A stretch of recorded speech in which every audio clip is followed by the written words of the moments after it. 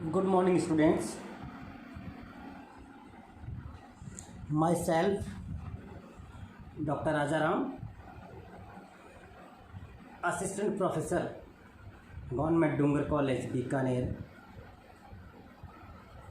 Now, I teach you BSc Part First Inorganic Chemistry, Chapter Atomic Structure, and we will discuss now electronic configuration।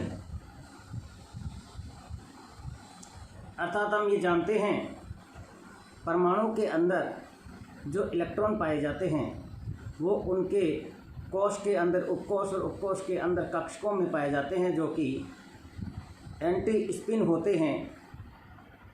अब इनको electronic विन्यास के रूप में किस प्रकार से भरते उसके बारे में आबो ने अपना प्रिंसिपल दिया था, आबो सिद्धांत दिया। उसमें हम लोगों ने N+L रूल के बारे में समझा था। आज उन्हीं नियमों को ध्यान में रखते हुए हम इलेक्ट्रॉनिक विन्यास के बारे में चर्चा करेंगे। इलेक्ट्रॉनिक विन्यास के लिए N+L रूल में हमने देखा था कि एक सीरीज बनती है 1s 2s 2p 3s 3p 4s 3d 4p 4d। इस प्रकार से ये एनर्जी के इंक्रीजिंग ऑर्डर में होता है और इसी ऑर्डर में हम लोग इलेक्ट्रॉनों को फिलअप करते हैं। लेकिन इनमें इलेक्ट्रॉन फिलअप करते समय बीच में कुछ एक्सेप्शंस अर्थात अपवाद आते हैं, उनके बारे में हम लोग डिस्कशन करेंगे। जैसे कि विद्यार्थियों, आप लोग ये जानते हैं कि या तो कक्षक खाली हो तो वह स्थायी होता है, या फिर हाफ फिल्ड हो तो स्थायी होता है, या फिर कंप्लीट फिल्ड हो तो स्थायी होता है। इन तीनों कंडीशंस के अलावा स्थायित्व कम होता है और अस्थायित्व ज़्यादा होता है। तो इन्हीं चीज़ों को हम लोग आज इलेक्ट्रॉनिक विन्यास के बारे में भी डिस्कशन करेंगे। हम शुरुआत करते हैं हाइड्रोजन के परमाणु को लेकर। हाइड्रोजन जिसका परमाणु क्रमांक 1 है और परमाणु का जो एलिमेंट का जो सिंबल है वो हाइड्रोजन H है, तो इसके लिए हम करेंगे तो 1s1। अर्थात 1 जो है ये इसकी प्रिंसिपल क्वांटम नंबर है, मुख्य क्वांटम संख्या है। S जो है ये इसका उपकोश है, 1 है ये इलेक्ट्रॉन है। अर्थात हाइड्रोजन के अंदर पहले कोष के S उपकोश में एक इलेक्ट्रॉन उपस्थित है, अर्थात ये वाला इलेक्ट्रॉन उपस्थित है 1s1। बात करें 2He हीलियम की बात करें, इलेक्ट्रॉन 2 हो गए हैं तो S में 1 और S में 2, तो ये लीजिए 1s2, एक पैरेलल और एक एंटी पैरेलल 1s। अब ये तो है एक इलेक्ट्रॉन वाला और ये S में 2 इलेक्ट्रॉन हो गए, तो ये कंप्लीट फील्ड हो गया। तो ये क्या होता है, नॉन रिएक्टिव। अर्थात हम कह सकते हैं ये क्या है, इनर्ट गैस। क्लियर। अब हम नेक्स्ट बात करें हीलियम, लिथियम, बेरिलियम। लिथियम का एटॉमिक नंबर 3, तो 1s1 and 1s2 and 2s1। यहाँ भी अंतिम इलेक्ट्रॉन S में ही उपस्थित है। और जब हम बात करें फॉर बेरिलियम तो 1s2 और 2s2, अर्थात S में 2 इलेक्ट्रॉन आ गए। अब हम नेक्स्ट बात करें बोरॉन। अब यहाँ पर ये तो सेम है, ये सेम है, ये 2p1।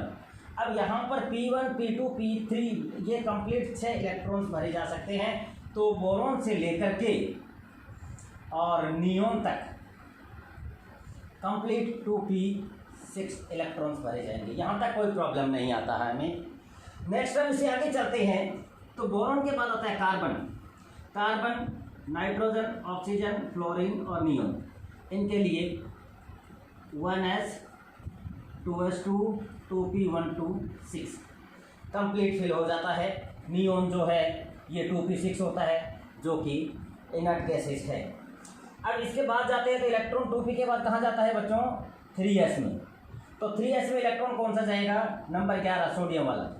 तो 3s में इलेक्ट्रॉन एक चला जाता है, अर्थात सोडियम में 72 कोश में एक इलेक्ट्रॉन है। इसके बाद में कंप्लीट S1 S2, फिर वापस P1 P2 P3, तो ये 18 नंबर तक हम जाते हैं जहां आर्गन आता है। आर्गन के अंदर electronic configuration 1s2 2s2 2p6 3s2 3p6 complete हो गया। अब हम जब 19 नंबर में जाते हैं तो ये आता है पोटेशियम। पोटेशियम आता है तो 3p6 तक तो ये रहेगा ही रहेगा, लेकिन उसके बाद में इलेक्ट्रॉन्स 3d और 4s। अब यहाँ पे इलेक्ट्रॉन 3d में पहले जाता है या 4s में पहले जाता है, यह बात हमें पता चलती है n+l रूल से। n+l रूल से, जहाँ पर n की वैल्यू n+l में वहाँ इलेक्ट्रॉन पहले भरते हैं जहाँ n+l का मान कम होता है। तो हम ये जानते हैं कि 4s में n+l का मान कम होता है, तो यहाँ पर 4s1 होगा। नेक्स्ट यदि बात करें 20 की, तो यहाँ 4s2 होगा। अब हम 21 में जब आते हैं तो 4s2 तो बना हुआ है, उसके बाद में क्या हो जाएगा 3d1। तो यहाँ से इलेक्ट्रॉन 3d1 से लेकर के 3d10 तक बढ़ते जाते हैं। लेकिन इसमें अब एक एक्सेप्शन केस आता है, उसके बारे में हम लोग आपसे डिस्कशन करेंगे। और ये एग्जाम में काफ़ी बार पूछा जाता है कि क्रोमियम 24 इसका इलेक्ट्रॉनिक कॉन्फ़िगरेशन क्या होगा। अकॉर्डिंग टू इट होना क्या चाहिए 1s2 2s2 2p6 3s2 3p6 4s2 3d4 यह होना चाहिए, लेकिन ये नहीं होता। यहाँ पर इलेक्ट्रॉन पहले s में नहीं जाते, पहले इलेक्ट्रॉन d में जाते हैं, अर्थात d जो है वो पहले फिलअप होगा, बाद में इलेक्ट्रॉन s में जाएगा। यह n+l के नियम का अपवाद है। इलेक्ट्रॉन पहले कहाँ जाएगा, फर्स्ट कहाँ जाएगा 3d में, आफ्टर कहाँ जाएगा 4s में। तो जब 3d में पहले इलेक्ट्रॉन जाएगा तो डियर स्टूडेंट्स कॉन्फ़िगरेशंस क्या होगा 1s2 2s2 2p6 3s2 3p6। Clear. अब हम बात करें यहाँ पे 3d4, तो यहाँ आएगा 3d5 एंड 4s1। ये n+l के नियम का अपवाद है। तो ये क्रोमियम का इलेक्ट्रॉनिक विन्यास सही है, ये गलत है। d में 5 इलेक्ट्रॉन हैं जो कि हाफ फील्ड है, हाफ फील्ड है। अब इसके बाद नेक्स्ट में 25 नंबर में हम जाते हैं मैंगनीज में, तो ये सब सेम है। 3d5 रहता है और 4s2 हो जाता है, इलेक्ट्रॉन वापस s में चला गया, d में नहीं जाएगा क्योंकि d हाफ फील्ड है। ये जब तक अपने आप को हाफ फील्ड रख सकता है ये रखेगा। आफ्टर दैट इसके बाद में जब हम आगे चलें, इससे आगे चलेंगे बच्चों, तो इलेक्ट्रॉन डेफिनेटली वापस पहले जैसी कंडीशन रहेगी और ये 26 आयरन चालू हो जाएगा। तो यहाँ पर 1s2 2s2 2p6 3s2 3p6 और 4s2 और 3d6 वापस वही केस हो गया। अब हम वापस चले 29FeCu में, कॉपर में। तो कॉपर में क्या होना चाहिए 1s2 2s2 2p6 3s2 3p6 और 4s2 और 3d9, लेकिन ये नहीं होता। यहाँ फिर यही n+l के नियम का यहाँ पे ये अपवाद है, अपवाद है। इलेक्ट्रॉन पहले कहाँ जाएगा, पहले कहाँ जाएगा 3d में, बाद में कहाँ जाएगा 4s में। तो इलेक्ट्रॉन भरने का क्रम क्या होगा 1s2 2s2 2p6 3s2 3p6 और 3d10 and 4s1 3d10 complete field. तो यही इलेक्ट्रॉनिक विन्यास इसका सही है। तो यहाँ कॉपर का s में एक इलेक्ट्रॉन है, इसलिए कॉपर जो होता है वो +1 में भी होता है। जिंक में आगे बात करेंगे 30 में, तो यहाँ S2 हो जाएगा और जिंक हमेशा +2 ऑक्सीडेशन स्टेट ही शो करता है। तो इस प्रकार से ये इलेक्ट्रॉनिक कॉन्फ़िगरेशंस का एक ये टॉपिक था जो कि हमने आपसे डिस्कशन किया, और आपको सारे इलेक्ट्रॉनिक कॉन्फ़िगरेशंस देख करके समझ करके लिखने हैं। दिक्कत आती है तो आप पूछ सकते हैं, बाद में ऑनलाइन पूछ सकते हैं।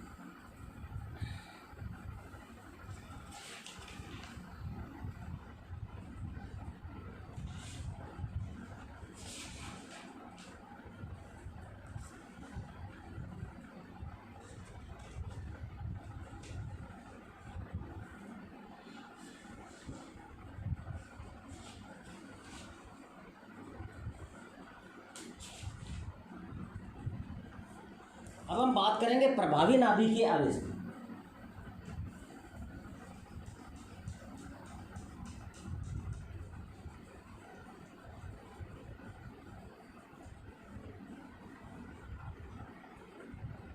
प्रभावी नाभिकीय आवेश,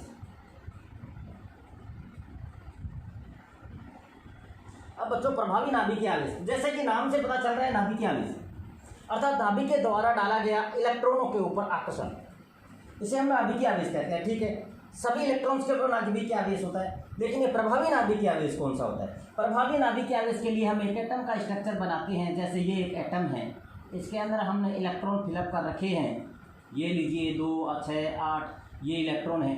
तो इसके इलेक्ट्रॉन्स का इस पर अट्रैक्शन, इसके बाद इसके ऊपर अट्रैक्शन, इसके बाद इसके ऊपर अट्रैक्शन, तो यहाँ अट्रैक्शन, यहाँ अट्रैक्शन और यहाँ अट्रैक्शन। तो जो बचा हुआ अट्रैक्शन लास्ट इलेक्ट्रॉन तक पहुँचता है उसे हम लोग प्रभावी नाभिकीय आवेश कहते हैं। नाभिक का वह आकर्षण जो परमाणु के बाह्यतम कोश के इलेक्ट्रॉन तक पहुँचता है, वह आवेश उस परमाणु का प्रभावी नाभिकीय आवेश होता है। एक बात होता है आवरणीय प्रभाव। आवरणीय प्रभाव अर्थात इलेक्ट्रॉन इलेक्ट्रॉन के बीच का प्रतिकर्षण। ये 2 इलेक्ट्रॉन्स हैं, इन दोनों के बीच का प्रतिकर्षण जितना ज़्यादा होगा आवरणीय प्रभाव उतना ही ज़्यादा होगा। आवरणीय प्रभाव यदि ज़्यादा है तो प्रभावी नाभिकीय आवेश का मान हमेशा कम होगा। अब आवरणीय प्रभाव ज्ञात करने के लिए फॉर्मूले भी दिए गए हैं। किसी परमाणु के आवरणीय स्थिरांक का ज्ञात करने के लिए फॉर्मूला है S बराबर Z minus Z effective. S बराबर Z माइनस जेड इफेक्टिव, ये है आवरणीय प्रभाव ज्ञात करने का फॉर्मूला। अब ये S क्या यहाँ पर आवरणीय स्थिरांक है और Z इफेक्टिव प्रभावी नाभिकीय आवेश है। आवरणीय स्थिरांक की गणना स्लेटर ने बताई थी। किसने बताई थी? स्लेटर ने। तो स्लेटर ने एक नियम दिया था, उसके आधार पर आवरणीय कांस्टेंट की कैलकुलेशंस होती है।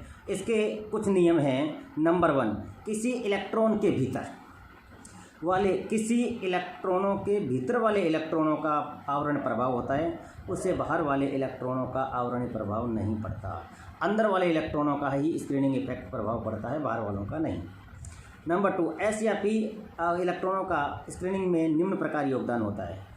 यदि उसी कक्षक के प्रत्येक इलेक्ट्रॉन है तो 0.35 मानते हैं, n कक्षक है, उसके प्रत्येक इलेक्ट्रॉन का 0.35, उसके अंदर के कोष अर्थात n-1 बाहर वाले से एक अंदर की तरफ उसके इलेक्ट्रॉन का जो आवरणीय प्रभाव है उसका मान है 0.85 और उसके अंदर 2 है तो उसके लिए 1.0। देखिए बच्चों, जैसे मैंने ये आपको एग्जांपल बताया, इसमें ये जो बाहर का इलेक्ट्रॉन है ये अंदर का इलेक्ट्रॉन है और ये सबसे अंदर का इलेक्ट्रॉन है। ये यदि n है तो ये n-1 है और ये n-2 है। तो सबसे बाहर जो n है उसका तो होता है 0.35, इसका तो है 0.35 और इसका है 0.85 और इसका है 1.0। जैसे जैसे नाभिक की तरफ खिसकते जाते हैं ये S की वैल्यू बढ़ती जाती है। नंबर 3, किसी D या F इलेक्ट्रॉन के आवरणीय स्थिरांक निम्न प्रकार से योगदान होता है। D के लिए प्रत्येक इलेक्ट्रॉन का होता है 4D। D ऑर्बिटल के लिए ईच इलेक्ट्रॉन की जो वैल्यू है वो 0.35 ही होती है D के लिए, और उसके अंदर के कोष के प्रत्येक इलेक्ट्रॉन के लिए D के अंदर जो इलेक्ट्रॉन है उनके लिए कितनी होती है? 1.0 होती है।